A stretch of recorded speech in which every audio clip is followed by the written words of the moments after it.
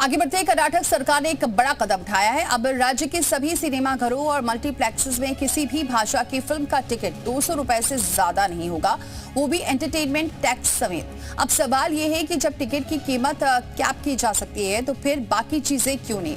Theatre में 30 रुपए का पॉपकॉर्न 300 में क्यों? 10 रुपए की कोल्ड ड्रिंक 150 में क्यों? क्या खाने पीने की चीजों पर भी प्राइस कैप नहीं होना चाहिए? सबसे बड़ा सवाल, क्या पूरे देश में ये नियम लागू होना चाहिए? देखिए रिपोर्ट।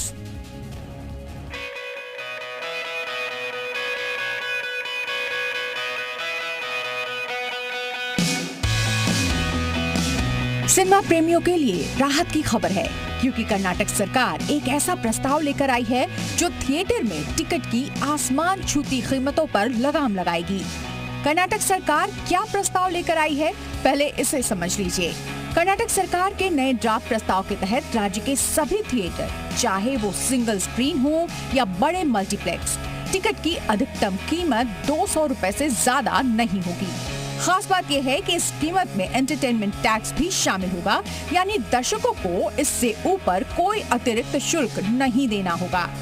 इस प्रस्ताव पर जनता से फीडबैक लेने के लिए 15 दिनों का समय तय किया गया है।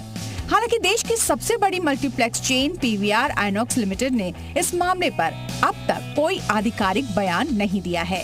दिल्ली और मुंबई जैसे बड़े शहरों में सिनेमाघरों की टिकट कीमतें लगातार ऊंची होती जा रही हैं, खासकर प्रीमियम फॉर्मेट्स में। दिल्ली में सिनेपोलिस की क्लासिक सीटों की कीमत आमतौर पर 250 से 600 रुपए के बीच होती है। सिनेपोलिस डीएलएफ एवेन्यू साकेत में टिकट की कीमतें 300 से शुरू होती हैं, लेकिन जैसे ही बात आईमैक्स, 4DX या वीआईपी जैसे प्रीमियम फॉर्मेट्स की आती है, तो टिकट की कीमतें 600 से शुरू होकर 1000 या उससे ज्यादा तक पहुंच जाती है।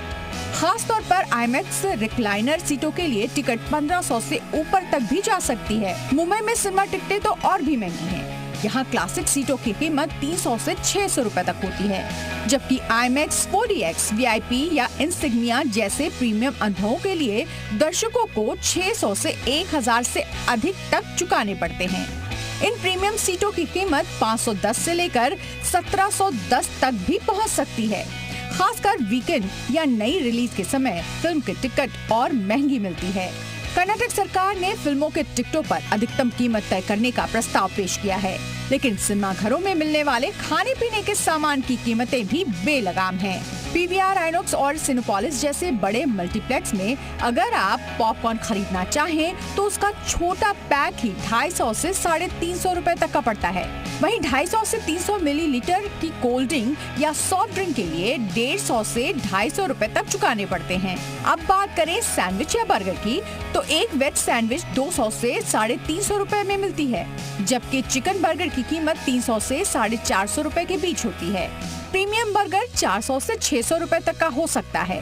वहीं एक समोसा 100 से 150 रुपए और 4 से 6 पकौड़े 200 से 300 रुपए में बेचे जाते हैं।